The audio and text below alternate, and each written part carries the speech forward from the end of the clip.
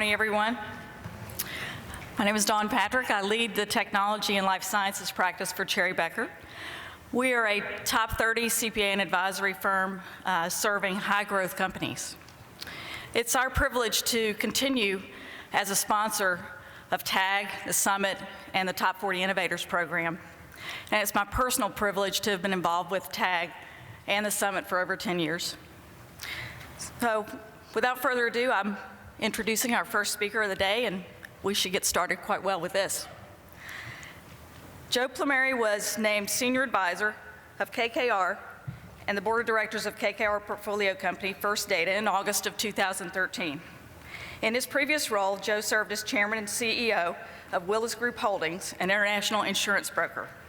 Joe is a visionary whose leadership transformed a company nearly bankrupt when he joined in 2000 into a legendary success story. This transformation turned a company with an enterprise value of less than $2 billion to one with nearly $10 billion. Today, Willis Group Holdings boasts over 400 offices in 120 countries and approximately 17,000 employees. It is the world's third largest insurance broker when measured by revenues. Prior to joining Willis, Joe spent 32 years of his career as an executive of Citigroup. As CEO of Citibank North America, he championed the integration of the consumer businesses at Citicorp and Travelers Group. Joe's made several multi-million-dollar donations to his alma mater, the College of William & Mary, as well as to the Make-A-Wish Foundation. His contribution to William & Mary made possible the construction of Plumeri Park, a stadium now home to the university's baseball team. Joe also serves on the boards of the National Center on Addiction and Substance Abuse, Carnegie Hall, and the Churchill Center and Museum at the Cabinet Wardrooms in London. Without further ado, please join me in welcoming Mr. Joe Plumeri.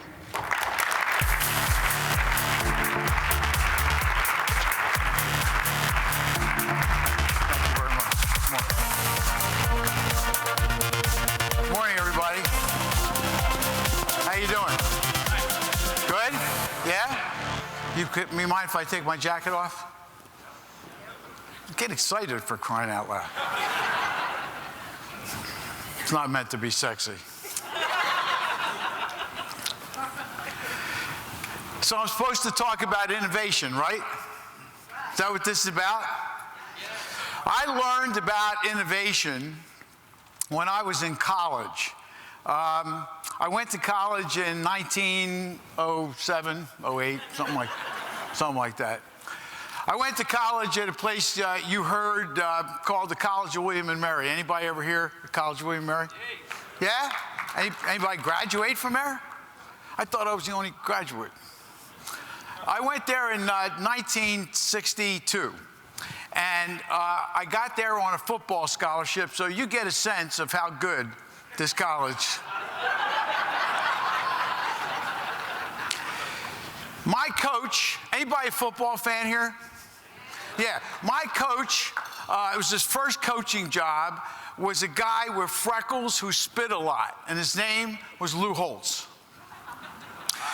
And he said, look, and he recruited me, so you get an idea that there wasn't a lot of people to recruit to this place.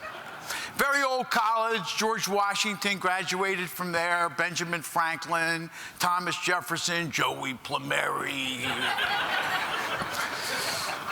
So he said, look, I show up and he says to me, we're going to do something different. We only won 3 games in the last 5 years, and I'm going to do something really innovative and really exciting at the college. So I'm going to put all the backs and room with the linemen. So I want to take you over, I want to introduce you to your roommate. So he takes me over to the dorm, and he says, I want you to meet John Sapinski. John, this is Joe. I said, hello, John. He said, call me Ski. John was 6'5", 260 pounds, which in those days was big. And he had a crew cut and a ripple in the back of his head. You know those ripples those guys have? Right. So he said, listen, you guys got a room together. I want you to go to school together. I want you to be friends on and off the field, so that way we could take that spirit and that chemistry and we get to win some ball games. And the first thing I want you to do is I want you to go and register for Religion 101. Ski says, I'm not religious, Coach. He says, listen, I want you to go register for this class because they have not changed the question to the final exam in 20 years. So Ski, big guy, jumps. Excited. We go over, now today they do the registration line, right? But then we went over like to a big hall to register. It said Religion 101. It was a big sign and there was a line out the door all the way to the quadrangle. Ski says, they must know the question. So I go in the back of the line and to stand there. Ski says, follow me. So I follow him to the front. Nobody bothers us. He was blocking for me. So we register for Religion 101. We do not go to class the entire semester until 2 weeks before the final exam. Coach says, Ski says, we got to ask the coach for the question final exam. So I went up to the coach. I said, Coach, Ski wants to know the question to the final exam. He says, Ski, write this. Ski takes out one of those little pads. You know, see one of those little pads? And he takes out a big pen. And I never saw him take either one out the whole semester. And he says, here's the question of the final exam. Discuss the life of St. Paul. So he writes it down. For 2 weeks, we're studying the Bible, the catechism. Remember the catechism? And he stops people that look religious. And he says, do you know anything about St. Paul? I mean, we had this nailed. And we get to the final exam. Now, William and Mary was the first college ever to have honor system. And so there was no proctor ever in a room. So we go into this room that looked like an amphitheater. And so it goes up like this. And he sat in the front row, big guy in the front row. And I sat back here about 3 rows back. Proctor comes in, and he's got maybe 10 blue books. I said, Ski, what are you doing with all those blue books? He says, smart people have a lot of blue books. So I got a couple of blue books. I mean, I know enough about St. Paul. I'm ready to go. The proctor comes in, writes the question for the final exam. He says, criticize and analyze the Sermon on the Mount.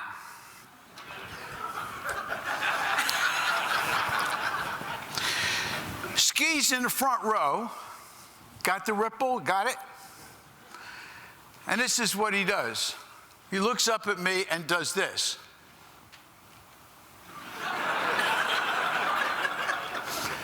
I am up here, I look down at him, and I do this. Anybody ever run out of gas? Do you know when you run out of gas, you never just stop the car and get out? You sit there for a couple of minutes waiting for divine intervention. You know what I'm talking about? Nobody ever just jumps out of the car. You kind of, come on, help me out here, right? So I do that. 15 minutes of divine intervention I'm waiting for. It doesn't happen.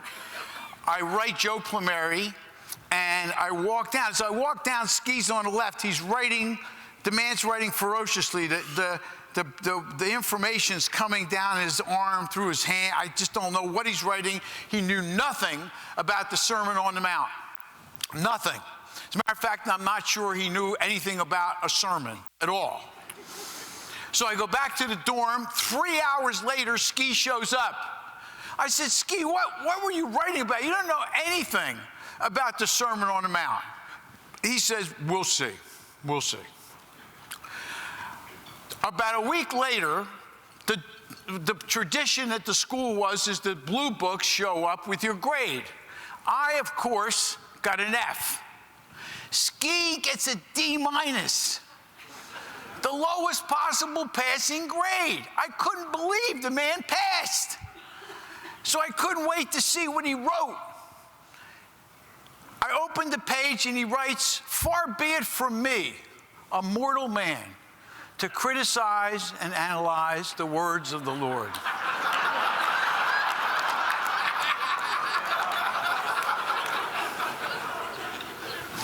But let me take this opportunity to tell you a little bit about the life of St. Paul. Is that innovation or what? Huh? You got to improvise. There are things that you do. I've tried to be innovative all my life. Built companies. You can't build things unless you innovate. And there's a series of things that you need to do to be able to do that. And I think that it starts with a sense of vision. I don't think that innovation comes first and then you figure out the vision. I think what happens is that you have the vision, and then it gives you the ability to be able to innovate so that you can accomplish what that vision is. And anybody in here a parent? You're a parent, raise your hand. I can't see with these. You're a lot of parents. Let me tell you something. Right now, you're all visionaries, which means that you're very innovative. Have you ever taken a road trip with your kids? Yes. Huh? Yes. Well, you understand what that's about, right? Have you ever taken like a long one? This could be torture. So what happens is invariably, now in my day, there was no TV in the back. There was just in the back seat, right? And my brothers and I would be in the back seat, and because it's a long trip, invariably we'd kind of mess around in the back. Now they're all strapped in watching something messing around. They can't get to each other, but they're trying. Invariably, you got to do something to settle them down. So what you do is you make up a great story about if they settle down, then you're going to get to this wonderful place that you're going to, but you got to settle down. And what my father always did was he said, we're going to Grandma's house. And Grandma's going to have cake and ice cream and new toys. And it always gave us the ability to say, geez, we can't wait to get there, so maybe we should settle down. And it was a ploy that my father used to get us to think about where we're going rather than to do what we're doing. And he did that so we could endure the trip. And today, that kind of vision that I think about when I think about companies is the same thing. You've got to have a vision inside of a company so that the people in the company or whatever you're doing, even if it's yourself, the vision is so vivid and it's so clear so that you could, what? Endure the trip. And if you have that vision that's so clear, and it is so exciting, and you're so enthused about where you're going, that you will do whatever it takes to be able to accomplish that vision. And we don't speak enough about the vision today because all of you in the technology sector have the opportunity to be able and must be able to facilitate that vision by being able to be innovative because you want to be able to accomplish that vision. That innovation, by the way, takes place first to be able to turn these companies. You heard about Willis. I'll tell you the story about Willis because it's a story about innovation. The Willis Group was the oldest insurance broker in the world. It's 200 years old, and it was located in London. And it was a company that was stodgy, and it was old, and it was very British, and it had never been run by anybody but a Brit. Now, you can imagine when I showed up, they thought Fonzie came to run this company. This is a company, by the way, that had a storied past. It insured the Titanic. It insured the Lusitania. The freaking place was a jinx.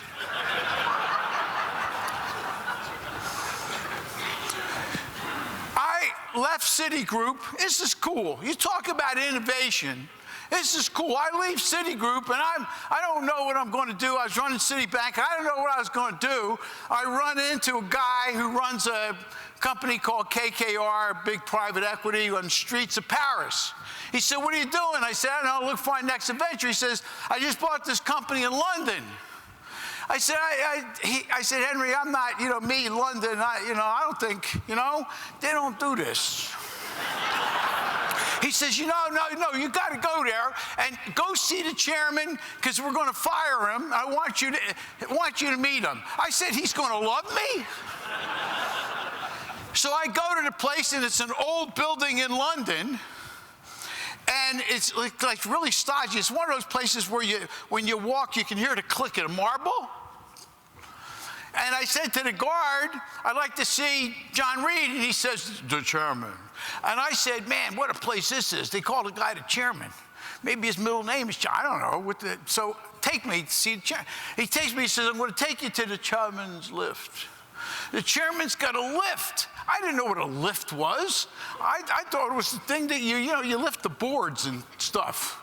Takes me to the lift. It's very small. And I said to him, has anybody else used this lift, an elevator? And he says, no, just the chairman. So I'm getting an idea that this company is not dynamic.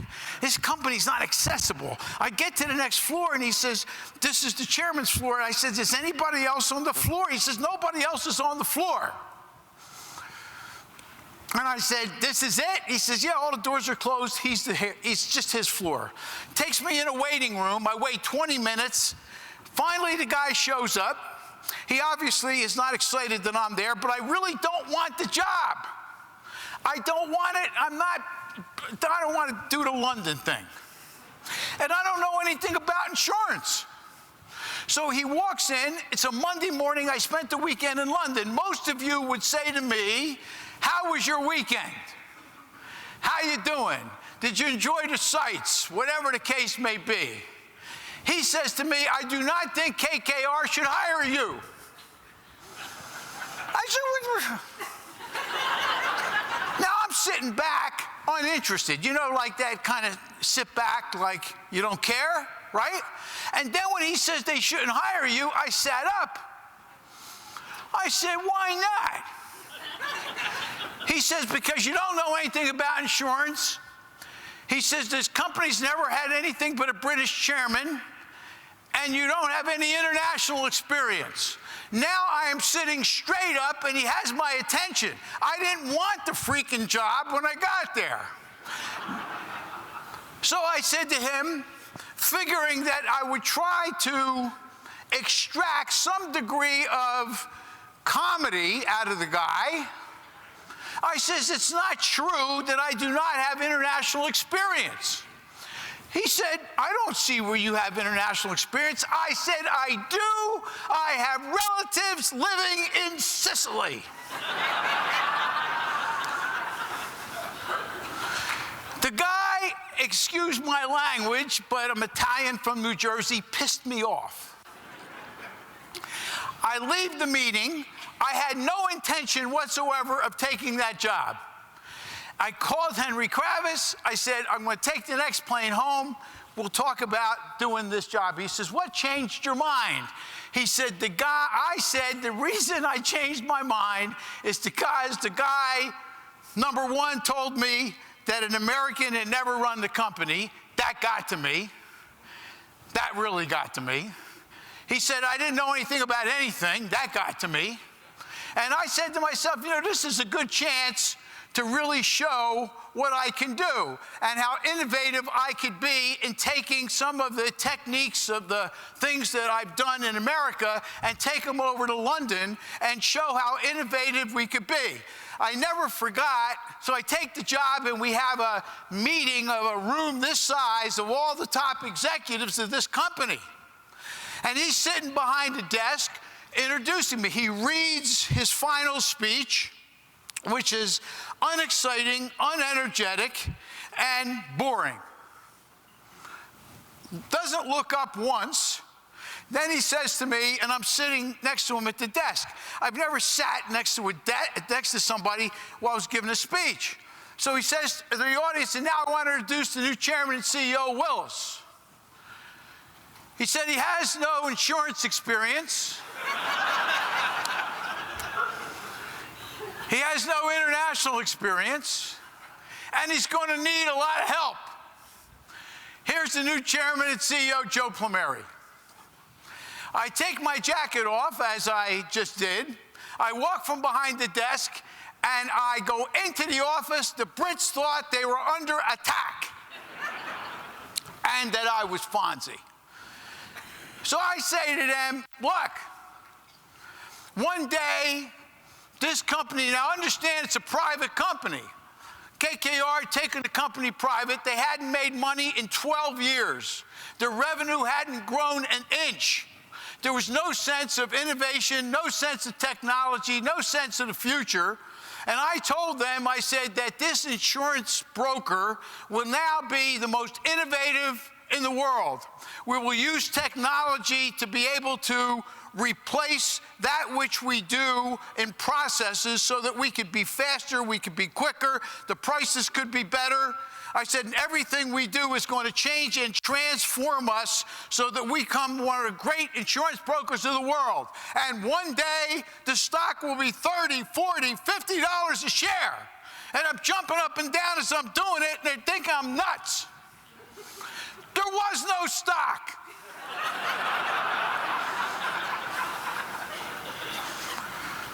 I didn't care. I wanted them to get excited about this vision that I had for the future, so that in the excitement of that vision of a company that would make them proud, a company that would finally be able to recognize who these people were, to do that, they had to do things to endure the trip. We changed the technology of the company. Instead of people walking across the street with big billing slips under their arm so that they could place business at Lloyd's, we changed the technology so that we could route everything technologically. We had people who worked together in different forms of the way we did it. Did you guys ever see the movie Captain Phillips? Yes. About Maersk? We won that account from Marsh. They had that account for 30 years.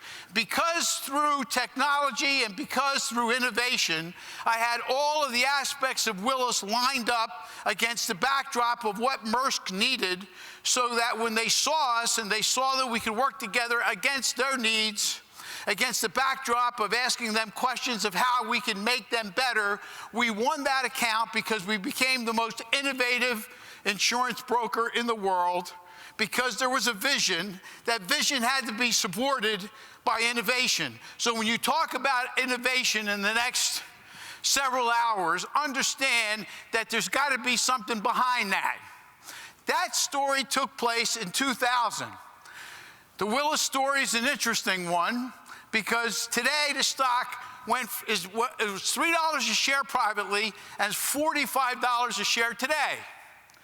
The people who owned the stock that day, but it was private, remember that day like it was yesterday and say, Joe, I remember that ridiculous speech you gave when you went crazy. And they send me pictures of their vacation home. And they say, thank you for that speech, thank you for that innovation, thank you for pushing us, so that you need to have innovation has to come first with the vision, so that the people could understand that whatever they do innovatively, and it's difficult a lot of times to do it, there's a grander vision to endure the trip. After the innovation, after the vision comes the passion. You can't have passion first and then vision. The vision must drive the passion. Anybody here a baseball fan? Baseball fan? You're probably all Braves fans, right? That's all right.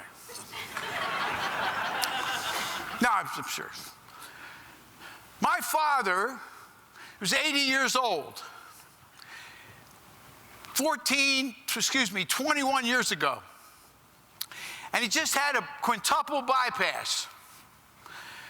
And I said to him, Pop, you got to relax. You're 80 years old, man. You got to kind of cool it. I'll get you a house. And he says, I don't want to cool it. Now, I'm from Trenton, New Jersey. Trenton, New Jersey is one of those northeast cities that have kind of seen its day, and everybody's moving out, and there's a lot of gangs and all that kind of stuff, and it's bad. But he was so prideful of his city and where he came from, that he wanted to do something to rejuvenate it.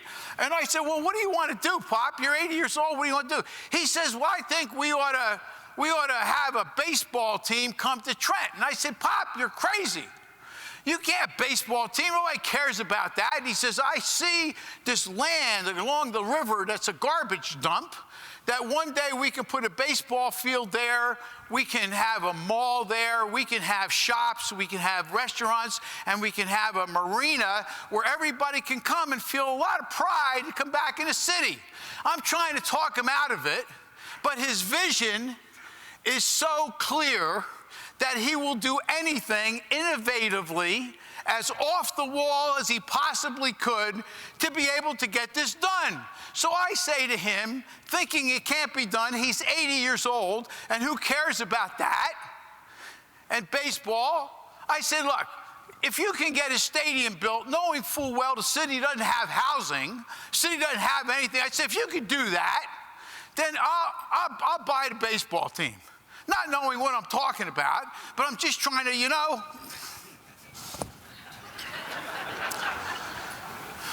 So 4 months go by, and my brother calls me, maybe 5 months. My brother's the sheriff of the county in which we operated. Trenton was in Mercer County. And my brother says to me, I think he did it. I said, what did he do? He said he got the city council to approve a referendum to build a stadium for $16.5 million. Now, $16.5 million 21 years ago is a lot of money in a city that lacks housing, lacks good roads, they got school problems, they got all of this stuff. But an 80-year-old man, I said, what did he do? He said, well, he stood on the street corners and gave out pamphlets. And he talked about how wonderful it would be if people started streaming back into the city instead of leaving the city.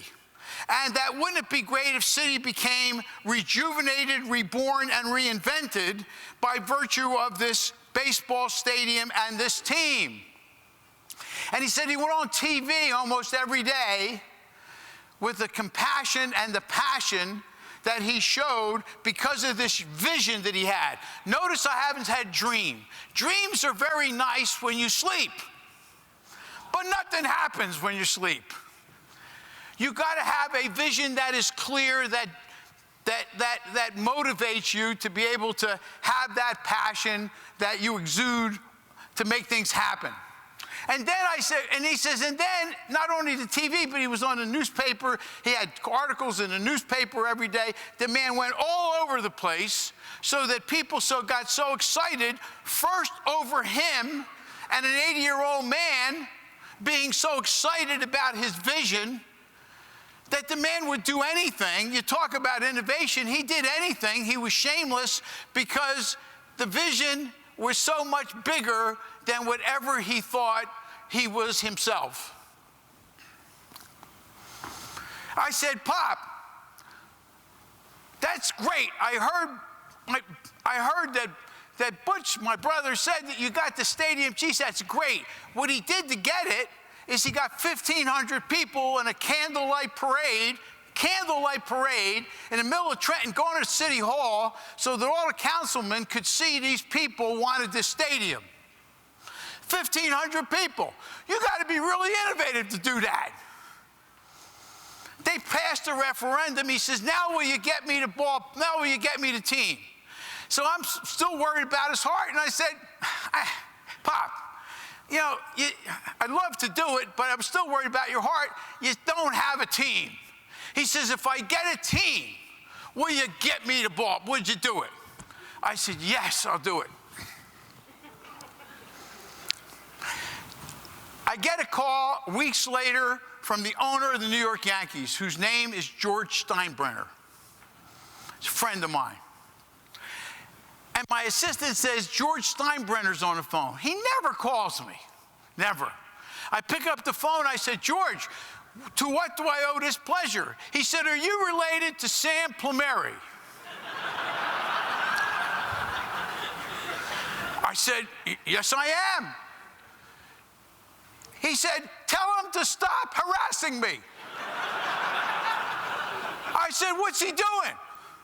He says he calls me every day and he wants to know if I have a team. I told him I got the Yankees.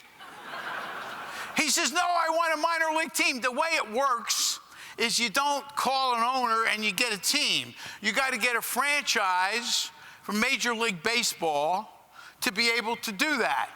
And then after you get the franchise, then they give you a minor league affiliation with a major league team. That's the way it works.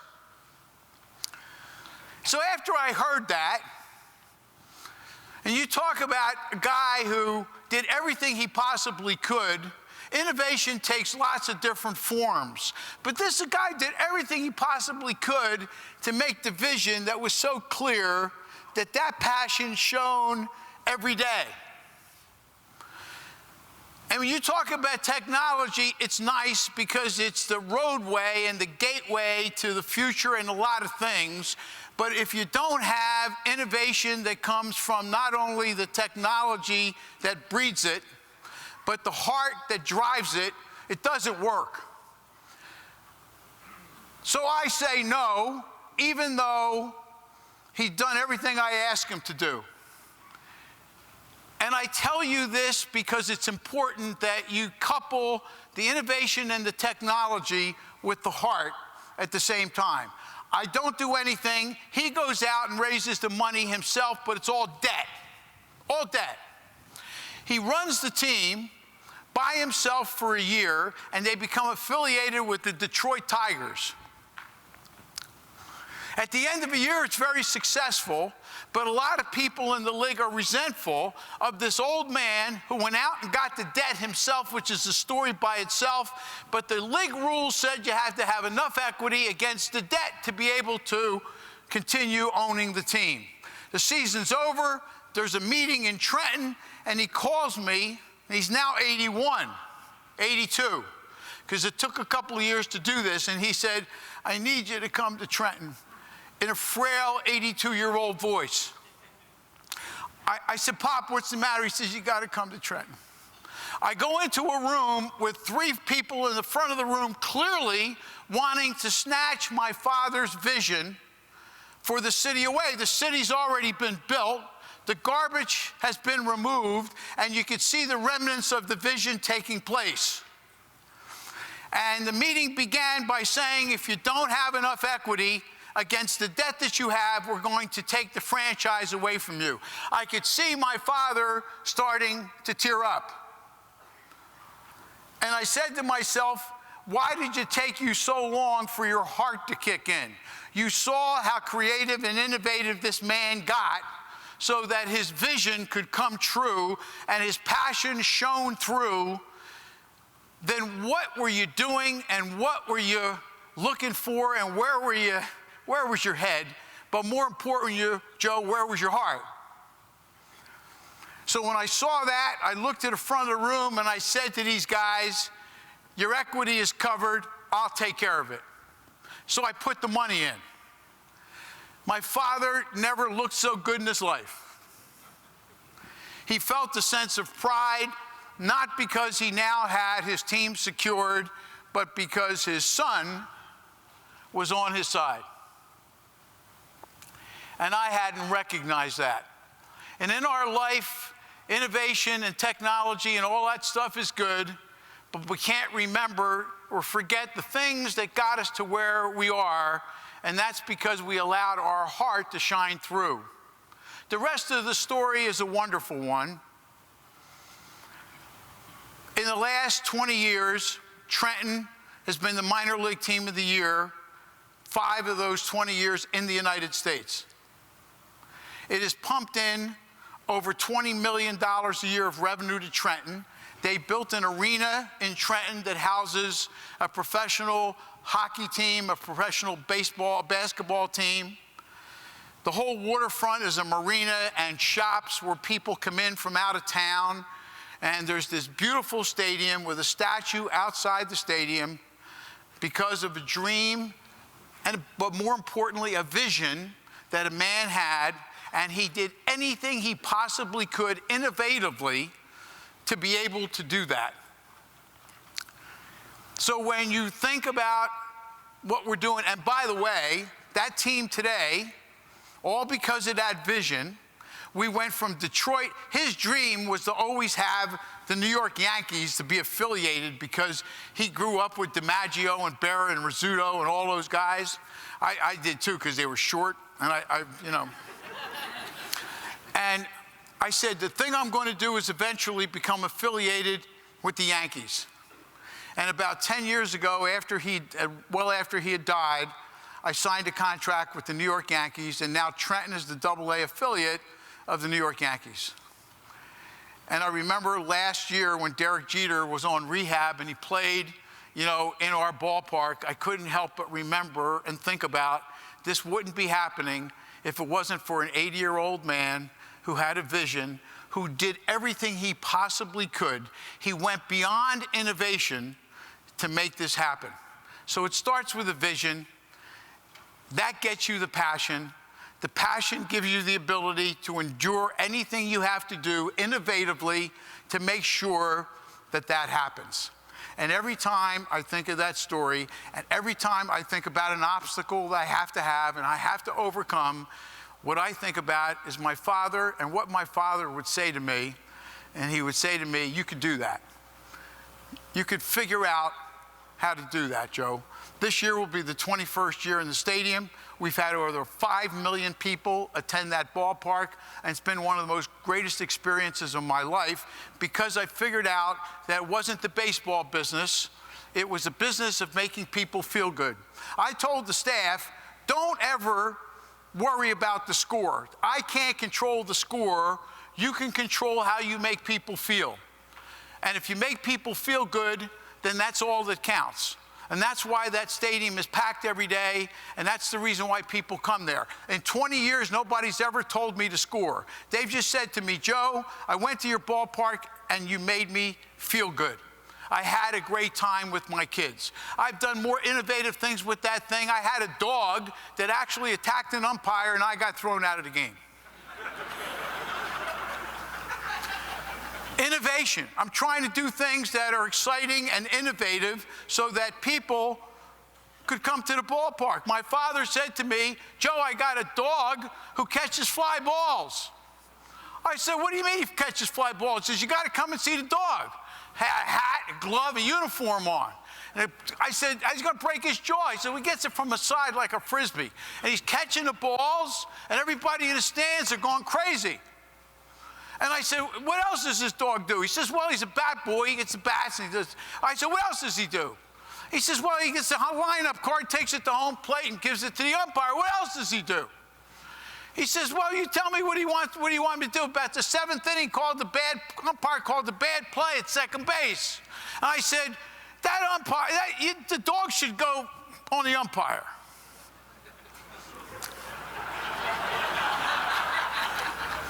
And I said, so I said it. And he does this to the dog, and the dog runs out, chases the umpire, does like this, and the umpire chases him all around the ballpark. He looks at me in the box and throws me out of the game.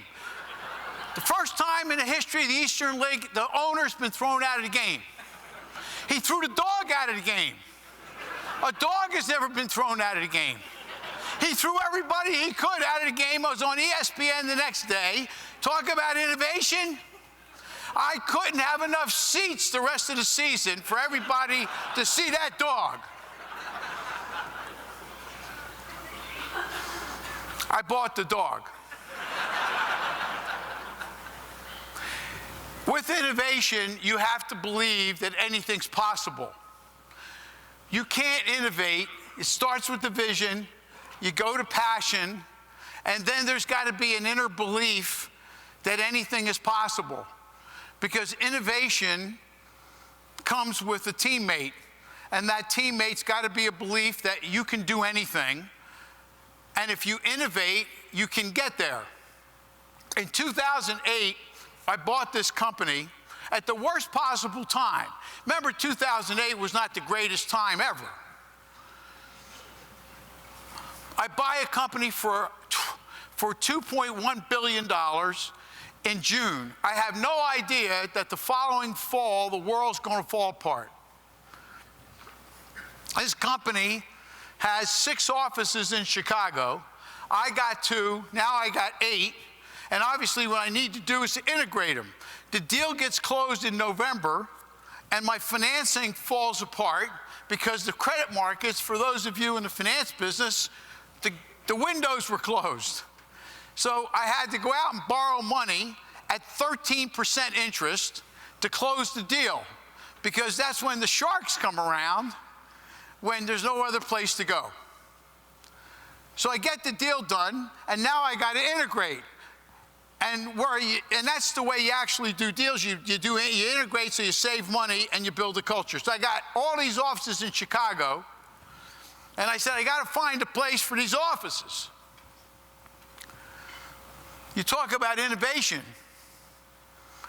And I said to my real estate guy, where can we put all of these people? Because I wanted to move them all from around the Chicago area right downtown Chicago.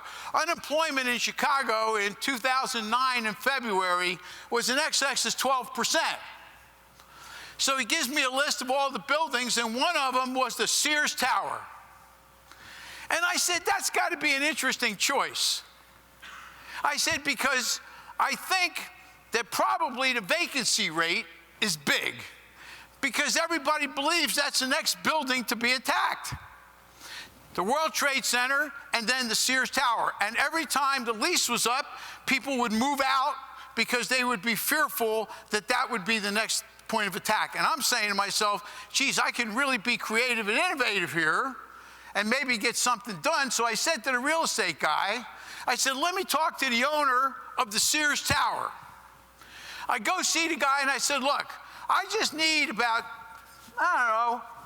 300,000 square feet. By the way, that's about 3, 4, 5% of the entire building. I need to rent it. I said, I'll rent it for a long period of time, but I don't want to really pay too much. Now, the guy is hurting. I know that. It's February of '09. I know that. I know that 20% of the building is not occupied. I know that. So I got an opportunity here to be really innovative. I got an opportunity to be able to take the worst possible time in history, maybe, arguably, and turn it into something really great if I'm innovative. So he says to me, what do you want to pay? He says, the average rent in the building is $35. He said, for you, anytime anybody says for you, $30. I said, I don't think I was interested in that. He says, well, tell me what it is you want. Tell me what you want. Tell me what it is that you want to have. And I said, I'm not going to tell you. I don't want to insult you. He said, no, go ahead. It's all right. I'm not going to be insulted. So I said, you sure? He said, go ahead. I'm not going to be insulted. I said, $10. He said, you insulted me.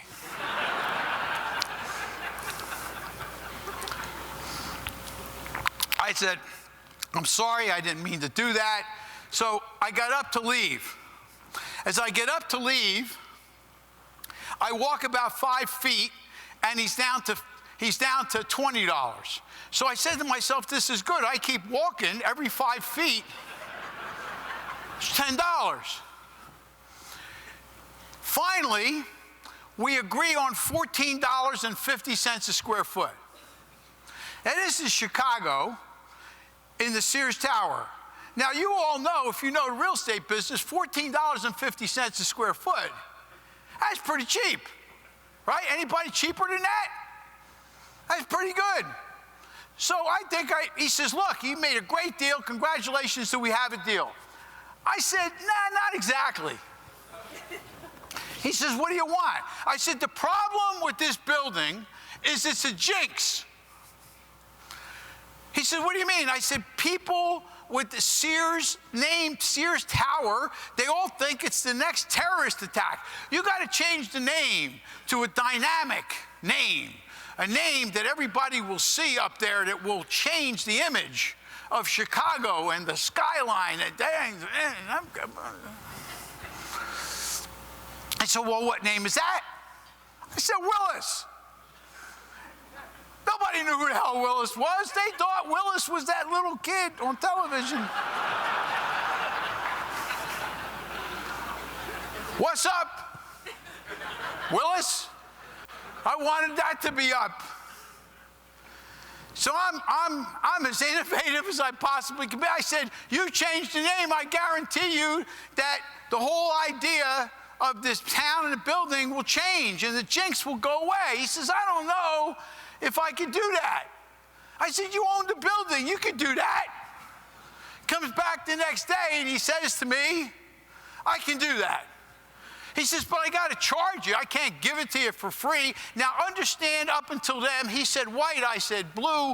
He said gray, I said pink. We never agreed on anything. And I say to him, I understand that.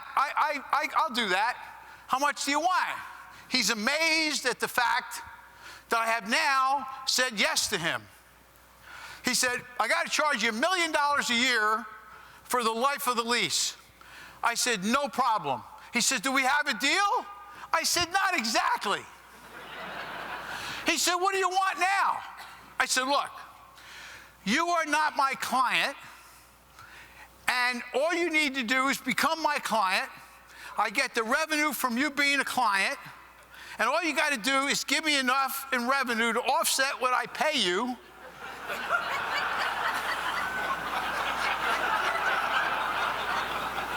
What I pay you every year, and we have a deal, and I want you to put it in a lease so that if you pay me less, I pay you less. So if you pay me $900, I pay you $900. He says, if I do that, do we have a deal? I said, yes, we have a deal. In July of 2009, we dedicate the building. And there's a beautiful choir, and it's Willis sign goes up. And I remember very vividly that everybody in Chicago uniformly got mad at me. If you mention my name in Chicago, duck. Innovation is wonderful. Creativity is wonderful. Passion is wonderful. I had a vision of that building being named Willis. I was passionate about it, and I wanted to make sure that I did everything I possibly could innovatively to make that happen. So I didn't know that everybody would get upset with me. I brought jobs into the city. Sears hadn't been there since 1993, and they were mad at me. So I go on television, and I go on radio and all that stuff. They don't know. They think I'm British. So because it's a British company taking over, American company, all this kind of stuff, the routine. So I go on a radio show. I said, put me on the most popular radio show so I can tell these people, okay, this is a good thing. So I go on this radio show, frickin' frack and all that stuff. And but usually producers come on if you do radio and they talk to you for a minute and then they say you'll be on in 30 seconds or whatever. Nobody did that. They put me right on. So these guys think I'm British. And they said, ladies and gentlemen, we have the most controversial person that's ever appeared on our show, the chairman and chief executive officer of the Willis Group, who's changed the name of our beloved tower to a British name. Joe Plumeri, Mr. Plumeri. No, they called me Joseph. My mother called me that when she was really upset with me. Joseph Plumeri, directly from London. They thought I was in London. I was not in London. I was in my house in New Jersey. So they said, thank you very much for being with us, especially at this late hour in London. I said, how you doing?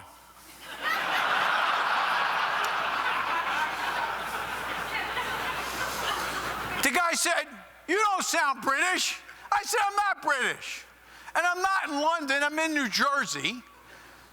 And we have more people in North America and Chicago than any place else in the world. So why are you upset?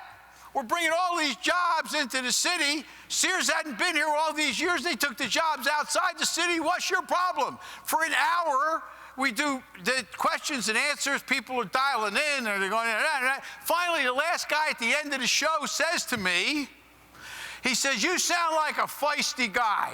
You belong in Chicago. I think you ought to stay here. And I'm saying, where the hell am I going to go? I got this big building.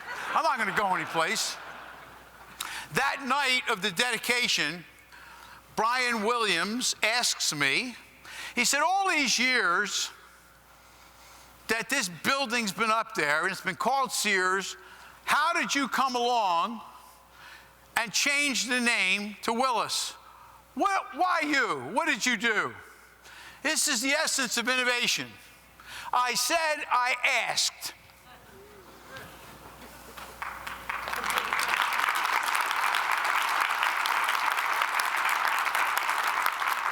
So you see, what I'm telling you is it starts with a profound vision that's so clear that gives you the ability to be able to take your craft, in this case technology, so that you can facilitate that vision taking place because it's so profound and it's so clear and so important in your mind and your vision of where you want to be and where you want to go, either as an individual, either your family, or your business. It doesn't matter. It's very important. It starts with that vision. Innovation is a facilitator of all of that. The passion comes with how crisp that vision is and how much you believe it. The story of my father is the most profound one I can give you. The ability to be able to feel it and to have the ability to take advantage of circumstances. You're not going to innovate anything unless you ask questions about whether or not this can happen or that can happen, and then finally have the courage to be able to implement it. You heard that I'm on the board of the Churchill Museum and War Rooms in London. Anybody been there? You know, down in the thing where I told, I'm on a board. I'm the only American. They're all sirs and dukes. I'm Joey. You see, you got to believe anything's possible. Like the story about the tower, you can't innovate if you don't think anything's possible. You can't. You just can't do it. You got to ask because you think anything's possible. See, most people don't ask because they don't think it's possible. I had a vision that I wanted to be in a war room because I thought Churchill was great. Man, it would have been greater if he was Italian. It would be unbelievable. I had that vision that I wanted to be there. The first time I ever sat in a war room was in his chair. And like the indentation was unbelievable.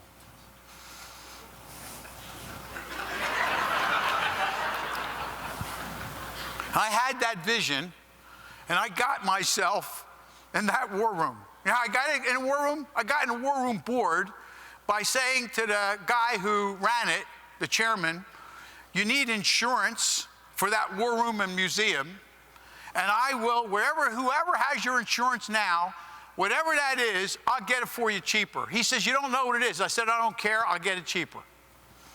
Because I wanted to be where Churchill was. I had a vision about being where Churchill was. And if there was ever courage, that man showed courage. All the things I've talked about with innovation are all great.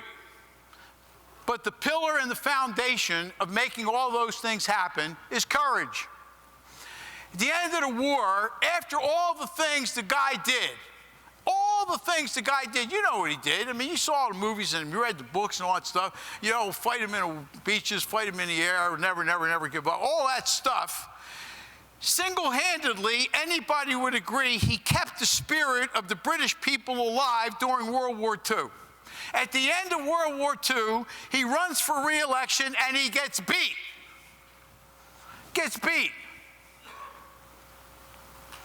He makes a concession speech June 19th, 1945. And he says, my fellow Brits, success is never final. Failure is never fatal. All that's important is courage.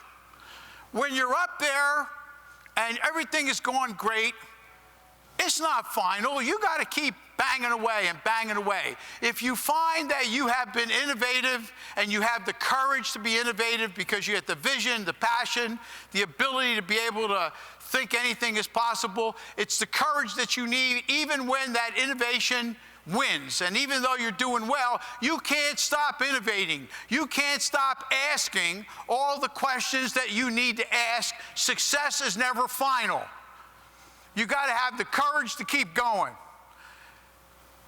Failure's not fatal. It's not fatal because when you're down there, that doesn't mean it's over. You got to have the courage to keep coming back. So when you try the innovation and you have all those things in place and the innovation is not working, it's not in sync with the vision and the passion and believing that anything is possible, sometimes it's not going to work the first time. Didn't work for my father the first time. Didn't work for a lot of people the first time. But you got to believe that failure is not fatal. You got to have courage. So when you walk out of here and the discussions that you have, remember innovation comes from the heart. It comes from your courage. It comes from your passion. It comes from your vision. And it comes from a sincere belief that anything is possible.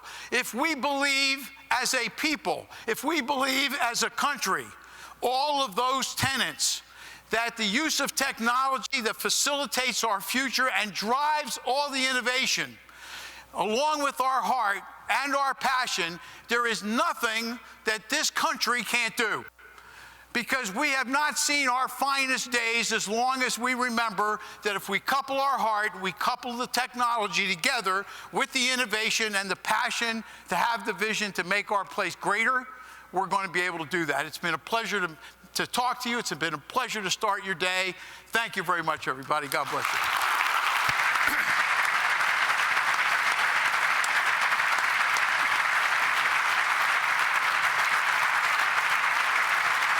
Thank you very much. Great. It was really great. We have a gift. Thank you. We have a small gift. Appreciate it very much.